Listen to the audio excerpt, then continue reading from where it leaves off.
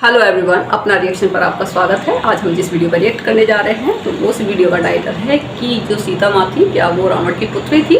तो इसका पार्ट 1 हो चुका है, ठीक है। पार्ट 2 हम इसका शुरू करने जा रहे हैं और देखते हैं किस तरीके की वीडियो है, उसके बाद फिर डिस्कस करते हैं। और इसका मैंने पहले उसमें पूरा एक्सप्लेन किया है, अगर आपने वो वीडियो नहीं देखी है तो आप उस वीडियो को देख लीजिएगा। और काफ़ी काफ़ी इन्फॉर्मेटिव वीडियो थी, ठीक है। तो अगर आप न्यू हैं तो चैनल को सब्सक्राइब जरूर कर दीजिएगा, सो दैट आपको सारी वीडियोस यहाँ पर सनातन धर्म से रिलेटेड सभी वीडियोस आपको अवेलेबल हो जाएंगी, ठीक है। और कमेंट्स आप ज़रूर लिखिए, कमेंट्स ज़रूर करिए आप, ठीक है। तो वीडियो को शुरू करते हैं। यह गुप्त रहस्यमय कार्य उन्होंने किसी को भी नहीं बताया। अब अगले संदेह की बात यह आती है, भला रावण सीता मैया का अपहरण कैसे कर सकता है? रावण है कौन? ये राक्षस, तुच्छ सा राक्षस जिसको कि इवन वाली ने अपनी पूंछ में बांध करके समुद्रों में गायत्री करके आ गया था। वो ये रावण, क्या औकात। और वो सीता मैया जो कि शिव जी के धनुष को आराम से उठा रही थी, और ये व्यक्ति तो उठाते वक्त अपनी उंगलियों में मल्टीपल फ्रैक्चर करके गया है। So how is it possible कि ऐसा कमजोर व्यक्ति इतनी महाशक्तिशाली सीता मैया का अपहरण कर सके? असंभव है। और इसी संदर्भ में चैतन्य चरितामृत के अंदर एक प्रसंग आता है जिसमें कि भक्त हैं रामदास जी। उनको बहुत दुख है कि किस प्रकार से रावण ने सीता मैया का हरण कर लिया, कैसे हो। लेकिन कूर्म पुराण से उद्धृत करते हुए श्री चैतन्य महाप्रभु ने उसे बताया, सीता मैया का अपहरण नहीं हुआ, बल्कि छाया सीता जो कि आदि सीता का ही विस्तृत रूप है, उनका अपहरण हुआ है। लेकिन सीता मैया को भला कैसे छुएगा रावण? कहां पापी आदमी और कहां माता सीता। तो जब रावण सीता मैया का हरण करने के लिए आया था तो उस वक्त सीता मैया की इच्छा से अग्निदेव आए अपनी पत्नी के साथ, स्वाहा के साथ, और सीता मैया को ले गए वो पाताल लोक। मीनवाइल ये सारी लीला चलेगी and then again she would come back. In fact अग्नि परीक्षा का जो सारा एपिसोड हुआ वो इसीलिए हुआ कि जो आदि सीता है, जिनको रावण ने कभी छुआ भी नहीं था, शी वुड कम आउट, और जो छाया सीता है शी वुड गो इनसाइड। सो ये सारे प्रकरण को होने के लिए अग्नि परीक्षा हुई। अदरवाइज क्या राम जी को पता नहीं कि सीता मैया पवित्र है? कई लोग बोलते हैं सीता नारी ने तो सिर्फ परीक्षा ही दी है।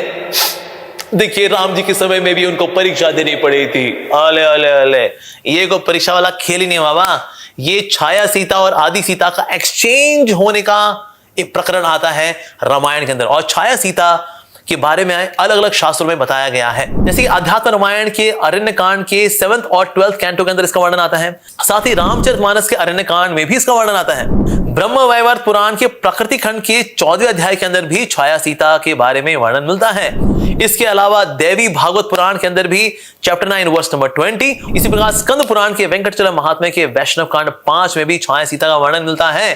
और तो और कभी कभी रामायण में वेदवती को ही छाया सीता बताया गया है, तो कभी कभी इनको अलग भी बताया गया है कि सीता मैया ने विस्तार किया था छाया सीता के रूप में, और जो वेदवती हैं इन्होंने भी तपस्या की थी, और उन्हें साथ ही श्राप दिया था रावण को कि क्योंकि तुमने मेरे को मेरी इच्छा के विरुद्ध छुआ है, इसलिए मैं फिर से प्रकट होंगी और तुम्हारी मृत्यु का कारण बनूंगी। तो कभी कभी इनको भी छाया सीता के तौर पर बताया जाता है, और कभी कभी यही बताया जाता है कि सीता मैया ने ही छाया सीता के रूप में विस्तार किया था और रावण को बिविल्डर किया था।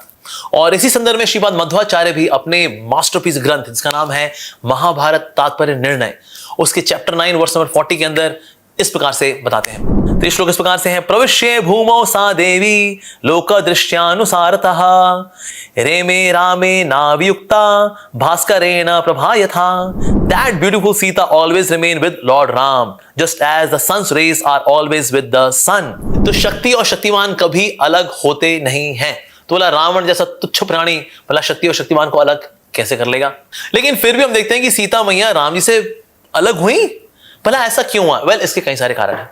जैसे रामचरितमानस के अंदर भी एक प्रकरण आता है जिसमें कि विश्व मोहिनी के चक्कर में आकर के नारद मुनि जो हैं वो पूरी तरह से आकर्षित हो गए, क्योंकि नारद मुनि को लगा मैं बहुत वैरागी हूं, मुझे भला कौन हिला सकता है, मुझे कौन मेरे वैराग को हिला सकता है? Well, nobody. तो शिव जी ने कहा बस ये किसी को बताना, लेकिन नारायण को मत बताना। नारायण के पास गए, नारायण ने फिर ऐसा विश्व मोहिनी की लीला रची। मैं पूरी लीला में नहीं जाऊंगा बिकॉज ये वीडियो फिर बड़ा लंबा हो जाएगा, बट यस विश्व मोहिनी की लीला जो है इसको रचा, नारद मुनि का उनसे आकर्षण हुआ, और फिर ये गए हरि के पास कि हरि मुझे हरि के समान रूप दे दीजिए। और हरि का मतलब बंदर भी होता है, तो वानर का समान को रूप दे दिया।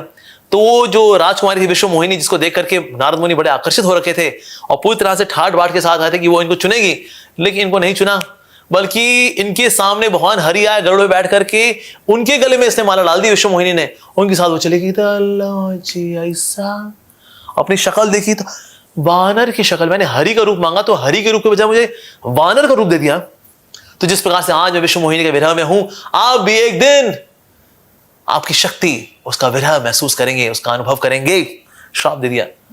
हालांकि भगवान पे श्राप का असर होता नहीं, लेकिन इनको बड़ा गिल्ट हुआ, ये मैंने क्या कर दिया। तो भगवान ने बोला मैं आऊंगा राम के रूप में और इस श्राप को मैं लीला में प्रयोग करूंगा। मुझ पर हालांकि श्राप का असर होता नहीं है। इसी प्रकार से एक और प्रकरण भी आता है पुराणों के अंदर, किस प्रकार से एक समय देवताओं में और राक्षसों में जब युद्ध हो रहा था तो राक्षसों ने ले ली शरण किसकी? भृगु मुनि की पत्नी की। भृगु मुनि की पत्नी ने इनको शरण दे भी दी। तो इसीलिए अब भगवान नारायण को देवताओं की रक्षा हेतु जो इनकी वाइफ थी, भृगु मुनि की वाइफ थी, उनका सर काटना पड़ा। तो भृगु मुनि बड़े क्रोधित हुए। उन्होंने कहा कि प्रभु आपने मेरी पत्नी को मार दिया है और आज जिस तरह से मैं विरह में हूं अपनी पत्नी के, आपको भी भविष्य में आपको अपनी शक्ति का विरह महसूस करना पड़ेगा, उसका अनुभव करना पड़ेगा। हालांकि उसका भृगु मुनि को बड़ा गिल्ट लगा कि मैंने क्या किया, प्रभु को मैंने श्राप दिया, मैंने क्या किया रे। It's okay I use all these curses in my lila. मुझ पर श्राप लगता नहीं है, भगवान है बाबा, उनको श्राप काहे का लगना। तो इस प्रकार से भगवान हम देखते हैं कि ना, भगवान ने सीता मैया को बोला कि तुम चली जाओ, तुम वाल्मीकि मुनि के आश्रम में चली जाओ। सो सीता इज एग्जाइल्ड। तो सीता मैया वाल्मीकि मुनि के आश्रम में गई हैं, लेकिन सीता मैया वहां पर वाल्मीकि मुनि को आशीर्वाद देने के लिए गई हैं, क्योंकि उनको पता है कि अगर रामायण लिखनी है तो भगवान की अंतरंगा शक्ति की कृपा के बिना तो ये रामायण लिख ही नहीं सकते। तो इसीलिए कृपा देने के लिए गई थी। साथ ही सीता मैया की खुद भी इच्छा थी कि मैं अपने बच्चों को अगर जन्म दूं तो संत महात्माओं के बीच में दूं, ये राशि ठाट बाट में ना दूं। तो कहीं ना कहीं राम जी ने उनकी उस इच्छा को भी पूरा किया था। और फिर वहां पर लव भी आए, बाद में कुश भी आए, और उनको फिर ट्रेनिंग भी मिली Valmiki ji say about 24,000 versus of Ramayan. और फिर जहां जहां जाते थे वहां वहां पर राम जी का गुणगान करते थे लव और कुश। लेकिन ये गुणगान पहले वाल्मीकि जी को लिखना पड़ेगा। इंस्पिरेशन हालांकि नारद मुनि से है, राम जी का नाम लिया है, लेकिन जब तक अंतरंगा शक्ति सीता मैया की कृपा नहीं मिलेगी, भला रामायण कैसे लिखी जाएगी? असंभव। इसीलिए असंभव को संभव किया सीता मैया ने। इसलिए इस प्रकार से सीता मैया ने आशीर्वाद दिया वाल्मीकि मुनि जी को, तभी तुम्हारे बीच में यह रामायण प्रकट हो पाई। लेकिन हाँ, ये जो सारा प्रसंग आता है कि सीता मैया का हरण होना और उसके बाद सीता मैया का बाद में फिर विच्छेद हो जाना, उनका वाल्मीकि मुनि जी आश्रम में चले जाना, तो वो कोई सोच सकता है राम जी की कथाएं, राम जी की लीलाएं कितने दुख से भरी हुई हैं रे। अरे नहीं बाबा। हालांकि 1 साल का विरह हुआ था सीता मैया के साथ। उसके बाद जब सीता मैया वापस आ गई हैं तो उस वक्त 11,000 साल तक राम जी के साथ रही हैं। यस, उसके पहले जो 11 साल थे, that was also a great time. मतलब सबसे लंबा transcendental honeymoon was there in the forest. और लक्ष्मण जी प्रोटेक्ट भी कर रहे हैं उनको, and they were having such good time. And there comes very beautiful lila of Sita and Ram ji. जब उन्होंने देखा आदि गोदावरी को, तो सीता मैया ने बोला राम जी को, I challenge you in swimming competition. मैं मिथिला में थी ना, कोई मुझे परास्त नहीं कर सकता था। राम जी ने कहा चलो ठीक है, let's have a swimming competition. और सीता और राम जी का फिर स्विमिंग कॉम्पिटिशन हुआ और अंपायर बने लक्ष्मण जी। अब दोनों स्विमिंग कर रहे हैं। अब राम जी तो सुपर एक्सपर्ट हैं, अब सीता मैया पीछे स्विमिंग करते हुए आ रही हैं। राम जी ने देखा ओ सीता जो है कितना प्रयास कर रही हैं स्विमिंग करते वक्त, तो राम जी ने क्या किया, पानी के नीचे जाकर के छुप गए। और सीता मैया जो है वो गई गोदावरी के उस तरफ, छुआ और स्विमिंग करते करते वापस उन्होंने देखा हाँ अब सीता जो है वहां छूने वाली है। So then he came out, और पीछे पीछे वो आ रहे थे वो, और सीता मैया ने कहा अरे मैंने छू लिया, आई एम फर्स्ट। सो लक्ष्मण कौन जीता? तो लक्ष्मण जी ये सब कुछ देख रहे थे, किस प्रकार से राम जी ने सीता मैया को जितवाया है, क्योंकि राम जी सीता मैया से बहुत प्रेम करते हैं। तो इसलिए वो तो सीता जी के आगे हारने के लिए भी तैयार है। यस, इनफैक्ट जब लव और कुश पहुंचे अयोध्या में, तो वहां पर उनसे जब वो रामायण सुन रहे हैं, तो राम जी के लिए रामायण है रामायण, यानी ये तो रमा की कहानी है, ये तो रमा की दिव्यता से भरी हुई कहानी है। रमा कौन है? माता सीता। तो इस प्रकार से भगवान की लीलाओं में जो भी होता है, चाहे मिलन हो चाहे विरह हो, दोनों ही प्रेम को बढ़ाते हैं। तो इस प्रकार से सीता मैया ने राम जी के विरह में, राम जी ने सीता मैया के विरह में उस रस का आस्वादन किया। इसको बोलते हैं विप्रलंब रस, द फीलिंग ऑफ सेपरेशन। और ये जो रस होता है बड़ा इंटेंस होता है। तो इसलिए भगवान ने अपनी लीलाओं में रस का आस्वादन ही किया है, उसमें कोई दुख नहीं है। वैसे राम जी की लीलाओं में तो बड़ा दुख है रे। अरे दुख हमारे जीवन में बाबा। राम का मतलब ही है जो आनंद का सागर है। इनफैक्ट राम जी की जो लीलाओं का जो सरोवर है, उसकी पवित्रता है माता सीता। रामचरितमानस के अंदर जो पहला पार्ट है, उसके अंदर आता है राम जी की महिमा। तो राम जी की जो महिमा है, उसकी महिमा ये भी है कि राम जी की महिमा की जो शीतलता है, उसकी पवित्रता है, वो है माता सीता का चरित्र। तो वैसे तो हमने यही सुना है कि राम जी ने रावण का वध किया था, पर सीता मैया ने क्या रावण का कभी वध किया? यस, ये जो अद्भुत रामायण है, ये अद्भुत रामायण, ये सीता सेंट्रिक रामायण है, यानी सीता मैया के गुणगान को सेंटर में लेकर के चलती है ये रामायण।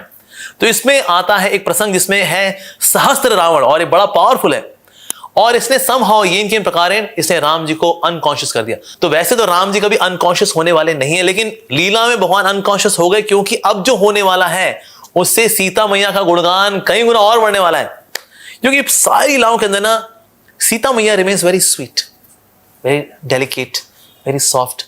उनका किडनैपिंग भी हो जाती है, ऐसा वैसा। Oh but here comes the aishwarya lila of Mata Sita. तो जैसी सीता मैया ने यहां पर राम जी को अनकॉन्शियस देखा, मूर्छित देखा,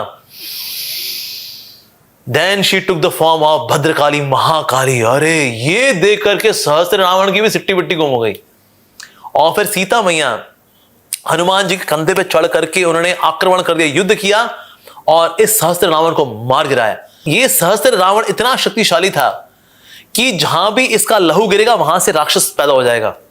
अरे तो ये चंडी का रूप जो लिया, महाकाली का रूप लिया, तो इनके एक हाथ में है कमंडलू और एक हाथ में है तलवार।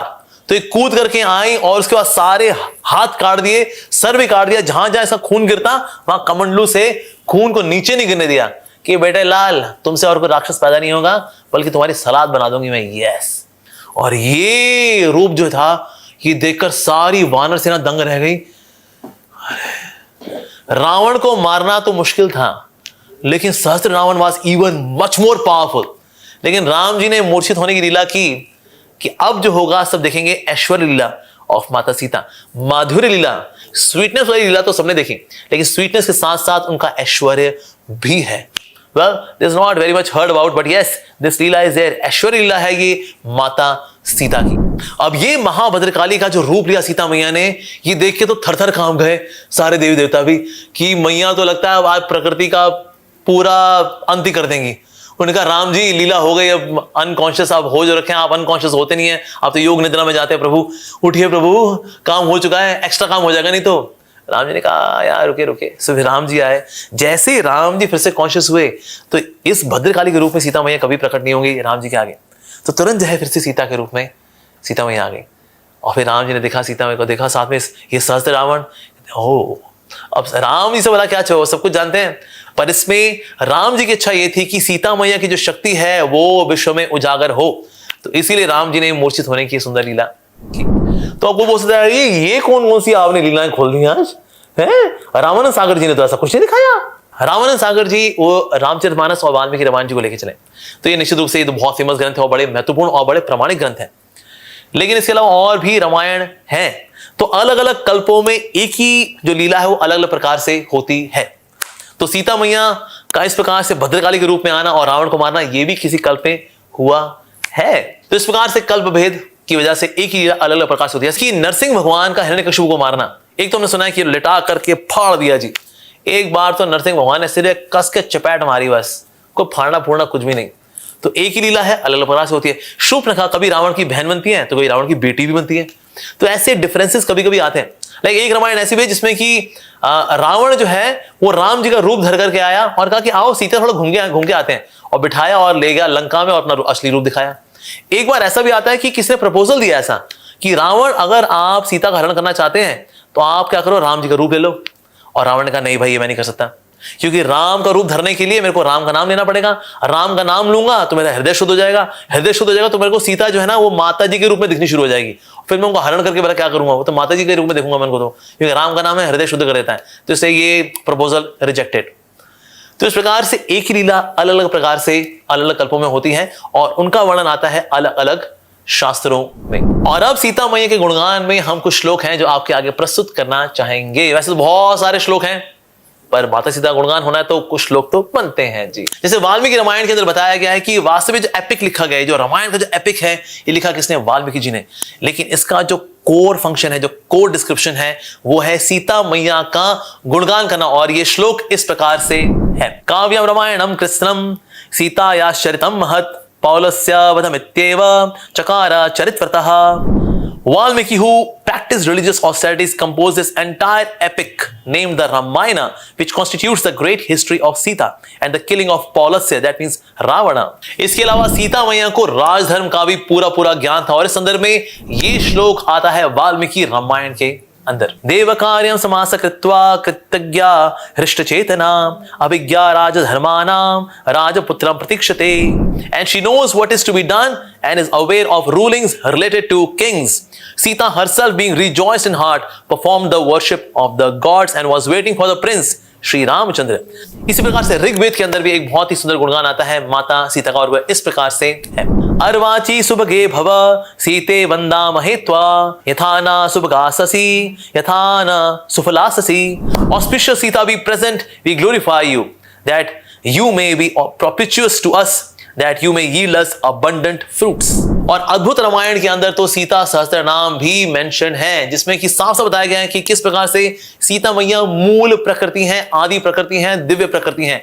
और श्लोक इस प्रकार से है। जानकी प्रकृति सृष्टेर आदि भूता महागुणा तपः सिद्धि स्वर्ग सिद्धिर भूतिर मोतिर मति सती। जान की सृष्टि की मूलभूत महागुण संपन्न प्रकृति हैं, वह तप की सिद्धि, ऐश्वर्य रूप और मूर्तिमती सती हैं। इसी प्रकार से सीता उपनिषद के 11वें श्लोक में बताया गया है, सा देवी त्रिविधा भवती शक्त्यासना इच्छा शक्ति क्रिया शक्ति साक्षात शक्ति अतिरति। That divine being Sita is threefold, trividha, through her power, namely the power of desire, the power of action, the power of knowledge। इस प्रकार से वाल्मीकि रामायण के बाल कांड के चैप्टर 77 वर्स नंबर 26 के अंदर सीता मैया गुणगान आते हैं कि सीता मैया किस प्रकार से दिव्य गुणों से भरी हुई हैं, and she is so ideal, so chaste, so devoted to lord Shri Ramchandra. और ये श्लोक इस प्रकार से है, प्रिया तु सीता रामस्य दारा प्रत्य कृता इति गुणा द्रुप गुणाचापी रीतिर भूयो भिवर्धते।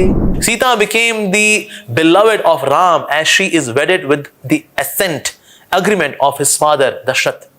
Further, Ram's love for Sita burgeoned, flourished by virtue of Sita's own virtues and her loveliness. So अब है चैप्टर 5, यानी कि भला हम सीता मैया से क्या सीख सकते हैं। She is very chaste as a wife. जो चलती हैं तो राम जी के साथ साथ चलती हैं। अगर राम जी का वनवास हुआ है तो साथ में सीता मैया भी वनवास के लिए निकली हैं। उन्होंने भी उनकी प्रकार अपनी जटाएं बनाई हैं, गिरे कपड़े पहने हैं और राम जी की सेवा में चल दी। बल्कि उनकी राम जी के प्रति चेस्टिटी, उनकी एब्जॉर्प्शन, उनकी मेडिटेशन इतनी जबरदस्त है कि जब राम जी ने धनुष उठाया और धनुष को तोड़ा था, तो जब ये धनुष टूटा उसकी आवाज पूरे ब्रह्मांड में सबने सुनी। शिव जी ने भी सुनी, ब्रह्मा जी ने सुनी, सारे लोकों में सबने उस आवाज को सुना, पूरा ब्रह्मांड कांप गया था, लेकिन एक व्यक्ति ने नहीं सुना, और वो है माता सीता। सीता मैया इतनी एब्जॉर्ब थी राम जी के मेडिटेशन में, क्योंकि सुबह सुबह उन्होंने राम जी के दर्शन किए हैं, और वो सुंदर दर्शन पा करके वो इतनी एब्जॉर्ब थी कि शिव जी के धनुष को टूटने की आवाज उनको सुनाई नहीं दी। हमारा चैंटिंग जो जपा है ना, बिल्कुल वैसा होना चाहिए, कोई डिस्ट्रैक्शन हिला ना सके, इतनी एब्जॉर्प्शन के साथ हमें जपा करना चाहिए। साथ ही सेकंड लेसन हम सीखते हैं कि अनफेवरेबल सिचुएशन में हमें क्या करने का है। हमें अनफेवरेबल सिचुएशन के अंदर राम जी का स्मरण करने का है, भगवान का नाम लेने का है। यस, जब सीता मैया लंका में हैं तो भले ही राम जी वहां पर फिजिकली उपस्थित नहीं है, लेकिन उनके हाथ में हुआ करे 2 फूल, एक हरे रंग का, एक सफेद रंग का, और उनसे बातें क्या करती थी, राम जी से प्रार्थनाएं करती थी, लक्ष्मण से क्षमा मांगती थी। लक्ष्मण ने तुम्हारा कहना नहीं माना, बल्कि तुम्हारे पे आरोप लगाया, और राम जी मैंने आपको एक सोने के हिरण के लिए मैंने आपको भेज दिया, तभी तो मेरे साथ ऐसा हुआ, आई डिजर्व्ड इट, अच्छा ही हुआ ना। और उनसे दिन रात बातें करती थी। सो आसपास सिचुएशन जो है अशोक वाटिका में वो फेवरेबल नहीं है, ये तो शोक वाटिका होनी चाहिए, लेकिन शोक वाटिका अशोक वाटिका कहलाई, क्योंकि शोक की स्थिति में भी सीता मैया राम जी का स्मरण कर रही हैं। इसलिए हम भी जब शोक की स्थिति में हो तो अशोक भला कैसे बनेंगे? सीता मैया के पच्चनों में चलते हुए, नाम लेते हुए, प्रार्थनाएं करते हुए हम ये शोक का समय गुजार सकते हैं, और अल्टीमेटली फिर सुख का समय भी आता है। राम जी आते हैं सीता मैया के पास, तो भक्त के पास भी आएंगे राम जी, क्यों नहीं आएंगे जी। जो तीसरा लेसन है वो सीता मैया सीखने का, वो ये है कि किस प्रकार से हमेशा रामचंद्र जी का स्मरण किया जाए। यस, तो राम जी का हमेशा स्मरण करती है। इनफैक्ट राम जी का इतना सम्मान करती है सीता मैया कि जब राम जी चलते हैं तो जहां उनके पैरों के निशान पड़ते हैं, उन पैरों के निशानों के ऊपर अपने पांव के निशान डालती, बगल में चलती हैं और मेडिटेट करती हैं तो राम जी के चरणों पे, चलती रहती हैं और बगल में चलती हैं। और लक्ष्मण जी भी देखते हैं, यहां सीता मैया के पांव के निशान, वहां राम जी के चरणों के निशान, तो यहां चलते हैं और दोनों के चरणों के ऊपर ध्यान लगाते हैं लक्ष्मण जी। पर यह सीता मैया शी सो डिवोटेड कि अगर कांटों पर भी चल रही हैं तो भी राम जी के चरणों को देख रही हैं, राम जी के चरणों के निशानों को देख रही हैं। She never ever forgets Shri Ramchandra. और चौथा लेसन है हाउ टू हैव पेशेंस, धैर्य वाला कैसे रखा जाए। रावण कितनी बार आया प्रलोभन लेकर के, लेकिन हर बार उन सारे प्रलोभनों को मना कर दिया सीता मैया ने, बल्कि हर बार घास का तिनका फेंक के मारती थी उसको। क्यों? ये तृण है तेरे लिए, थोड़ा तृणादपि सुनीचना बन, थोड़ा विनम्र बन, यू एरोगेंट फूल। या फिर देती ये ले, ये घास के तिनके रख ले, जब मेरे राम जी आएंगे ना तो इस सारी लंका को भस्म कर देंगे, तो झोपड़ी में रहेगा तू, तो झोपड़ी बनाने के लिए तेरे घास के तिनके चाहिए, ये ले रख ले, या चल तू आए तो गेस्ट है, ये ले आसन। पर कभी भी टेम्प्ट नहीं हुई सीता मैया रावण से। So she was having patience, Ram आएंगे, राम आएंगे। और पांचवा लेसन हम सीखते हैं सीता मैया से, and how to be selfless in service. हमेशा सीता मैया ने राम जी के बारे में ही सोचा है। अगर वो सोने का हिरण भी चाहती हैं तो इसलिए नहीं उनका मीट खाना है। कई ऐसे बांगड़ू भटूरे लोग भी हैं जो कहते हैं अरे हिरण इसलिए तो मांगा सीता जी ने, हाँ उसका बारबेक्यू वगैरह खाएंगी वो और फिर राम जी को खिलाएंगे, राम जी थोड़ा आप भी खाओ, टेस्टी है। नो, उसका भरण पोषण करेंगी, उसको पालेंगी, बिकॉज कुटिया के पीछे सीता मैया ने बहुत सारे पशुओं को पाल के रखा था। उसमें खरगोश भी थे, उसमें हिरण भी थे, तो सोने का हिरण भी था। अब ये सब रहेंगे, चहल पहल रहेगी, पर किसके लिए? राम जी के लिए। अगर जंगलों के कष्ट उठाए सीता मैया ने, किसके लिए? राम जी के लिए। अगर अपहरण हुआ है, हनुमान जी आए हैं, हनुमान जी ने कहा सीता मैया मैं आपको ले चलता हूं, नहीं मेरे प्रभु श्री राम जो है ना, मैं उनका मिशन फेल नहीं करूंगी। अगर वो मेरे पास आने वाले हैं मैं प्रतीक्षा करूंगी राम जी की। वाओ! तो इसलिए selflessly she is devoted to Shri Ramchandra. उसके बाद राम जी जब सीता मैया को लेकर जा रहे पुष्पक विमान में, तो रामेश्वरम में जब सीता मैया पहुंचती हैं तो वहां पर भी शिव जी से प्रार्थना करती हैं राम जी के लिए। तो इस प्रकार से सीता मैया का जो जीवन है वास्तव में अद्भुत सेवा से लिप्त है। तो इस वीडियो में आपको क्या नया सीखने को मिला, क्या चीज थी जिसने आपको सबसे अधिक प्रेरणा दी, और किस टॉपिक पे हम आपके लिए नए नए वीडियोस बना करके लेके आए, so please write down in the comment section and then we would be glad to serve you. So let's conclude by wishes, wishing all of you a very very Ram conscious, Sita मैया conscious, Sita नवमी की जय, सीता मैया की जय, सियावर रामचंद्र की जय। हरे कृष्णा। श्रील प्रभुपाद मसाया millennium. तो वीडियो यहाँ पर कंप्लीट हो गई और काफ़ी इंफॉर्मेटिव नॉलेजेबल आप वीडियो बोल सकते हैं, ठीक है। और इन्होंने बड़े ही इंटरेस्टिंग वे से समझाया है, जो कि रिवाइविंग वैल्यूज़ के नाम से चैनल है इनका, ये गुरु जी हैं।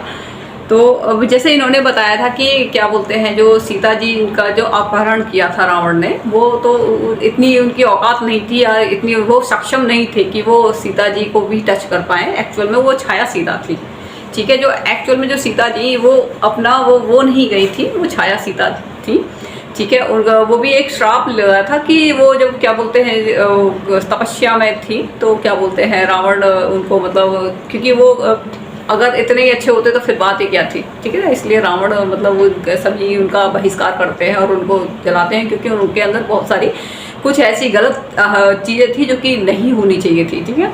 तो इस वजह से उन्होंने श्राप दिया था। दूसरा एक राम जी का भी इसमें कई श्राप मिले हुए थे राम जी को, लेकिन वो तो ईश्वर हैं, भगवान हैं, तो जाहिर सी बात है उनकी लीला थी। और वो तो कहते हैं ना कि राम जी का तो मतलब उनका जीवन सारा दुख में गया, कुछ दुख में नहीं गया, वो उनकी लीला थी। और वो एक तरीके से वो अपनी इस लाइफ से एक जो आम जिंदगी होती है वो उसको सबक देना चाहते थे कि इस तरीके से आपको अपनी लाइफ को व्यतीत करना चाहिए, एक वो तरीका बताना चाहते थे, ठीक है। तो ये नहीं था कि वो कोई बहुत दुखी थे, नहीं, ठीक है। तो अब जैसे उन्होंने बताया था कि जो सीता जी थी उनका अपहरण हुआ था, रावण ने जो किया था वो एक्चुअल में छाया सीता थी, ठीक है।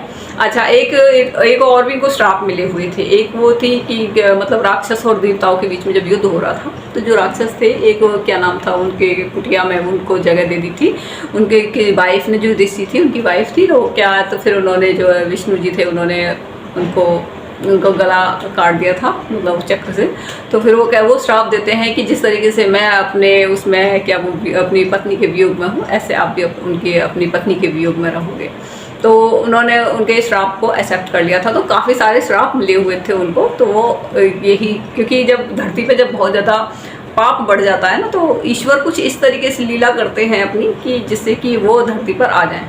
जब वो दूसरे श्राप देते हैं जो चीज़, तो वो कहते हैं श्राप वगैरह तो उनको क्या लगेंगे, पर वो उनकी वो लीला थी एक तरीके से, क्योंकि उनको धरती पे जो जितना भी इतना जब क्राइम राक्षस मतलब रावण का इतना ज़्यादा वो था, बहुत ज़्यादा जो वो अत्याचार था वो बहुत ज़्यादा बढ़ गया था, तो उसको ख़त्म करने के लिए उनको आना ही था।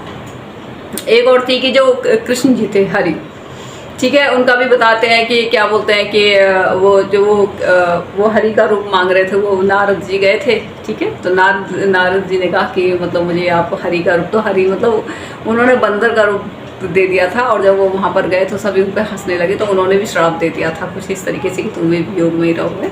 तो इस तरीके से काफ़ी सारे श्राप मिले हुए थे, ठीक है, और काफ़ी पुरानी है ये जो आपकी रामायण है, ज़्यादा पुरानी है, ठीक है। अब जैसे बहुत सारे अलग अलग कल्प में अलग अलग तरीके से मतलब व्याख्या की गई है, बोला गया है। जैसे कि एक उसमें बताया गया है कि जो सीता जी जैसे आपने देखा ना कि बिल्कुल काली के रूप में आ जाती हैं, बहुत ही ज़्यादा जब वो अनकॉन्शियस हो जाते हैं वो मतलब राम जी, तो फिर वो बहुत ज़्यादा क्रोधित हो जाती हैं और वो बहुत ही ज़्यादा अपने रौद्र रूप में आ जाती हैं। वो रावण को मतलब मारती हैं और उसके लहू को जो खून होता है उसे धरती पे नहीं गिरने देती है, वो उसको उसमें कलेक्ट करती हैं। तो फिर वो उनसे वो रिक्वेस्ट करते हैं राम जी से कि आप प्लीज़ उसमें आ जाइए, अदरवाइज कहीं ऐसा ना हो कि ये एक्स्ट्रा सबको विनाश कर दे। तो जब वो अपने उस वो आते हैं तो फिर जब वो बिल्कुल अपने इस एक सही रूप में आ जाती हैं सीता जी, ठीक है। तो अपने एक अलग अलग कल्प में अलग अलग तरीके से व्याख्या की गई है, ठीक है, समझ में आया।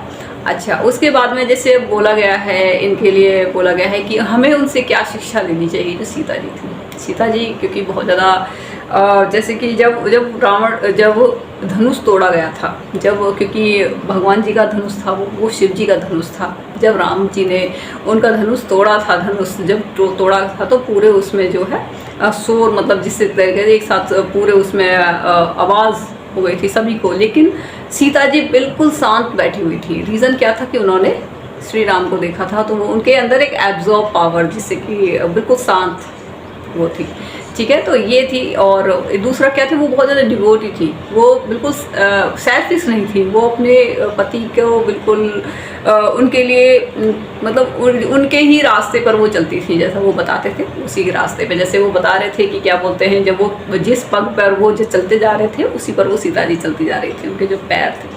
और जो लक्ष्मण जी थे वो उनको देखते जा रहे थे उनको, क्योंकि वो अपने दूसरे उसमें चल रहे थे उसमें, तो कि वो देख रहे थे किस तरीके से कि अगर राम जी भी कांटे पे चलेंगे तो ये भी कांटे पर ही चलेंगी, क्योंकि वो उनके पग उनके पैरों के निशान जो छोड़ रहे थे उनके ही ऊपर चल रही थी, ठीक है। तो वो काफ़ी डिवोटी थी वो, ठीक है। और वो उनका रुद्र रूप भी दिखाया गया है कि वो रौद्र रूप में भी आ गई थी अपने पति के लिए, ठीक है। और जब हनुमान जी ने बोला था कि जी माते हम आपको ले जाते हैं तो वहाँ तक श्री राम जी के पास, तो वो उनको अपने पति पर उनको इतना ज़्यादा विश्वास था कि नहीं, जब वो आएंगे तो ही मैं यहाँ से जाऊँगी, तो उनको अपने पति के ऊपर विश्वास था। तो और दूसरा बहुत सारी चीज़ें हैं जो कि हमें सीता जी से सीखनी चाहिए, ठीक है। और जैसे वाल्मीकि इसमें बताया जाता है कि वो जंगलों में रही थी, बहुत ज़्यादा दुखी रही थी ये वो, तो क्या कि जो वाल्मीकि जो रामायण थी वो उनके ही आशीर्वाद से, मतलब सीता जी ने चाहा था तभी उन्होंने वाल्मीकि जी ने लिखी थी। तो वो क्योंकि वो ईश्वर का रूप है तो जाहिर सी बात है, हम ये नहीं कह सकते कि वो दुखी रही थी, बट हाँ वो लोगों को जो आम लोग हैं जो कहते हैं कि हमारे लाइफ में इतने दुख है, हमारे लाइफ में ये है, सारे दिन रोते ही रहते हैं कि हम तो इतने परेशान थे, हम तो ये थे, हम तो वो थे, तो उनको इस चीज़ से सीखना चाहिए कि ईश्वर भी धरती पे उतर के वो एक इंसान के रूप में उन्होंने रह के दिखाया है। तो उनके हमें उनके चिन्हों पे, पद चिन्हों पे हमें चलना चाहिए और हर समय रोते नहीं रहना चाहिए, ठीक है। शिकायत नहीं करते रहना चाहिए लाइफ से कि भाई हमारे साथ में ये हुआ वो हुआ, क्योंकि जो ज़्यादा कंप्लेंट्स करते हैं वो कभी सक्सेस नहीं होते, ठीक है। तो बड़ी ही अच्छी मतलब पूरा हमें जानने के लिए मिला, बहुत इंटरेस्टिंग इंफॉर्मेटिव वीडियो है ये, और मुझे लगता है कि सभी हिंदुओं को ये देखनी चाहिए। तो आप बताइएगा आपको कैसी लगी ये वीडियो। अगर आपको ये पसंद आई हो तो आप इस चैनल को सब्सक्राइब कर दीजिएगा, लाइक कर दीजिएगा, शेयर जरूर कर दीजिएगा। Good bye.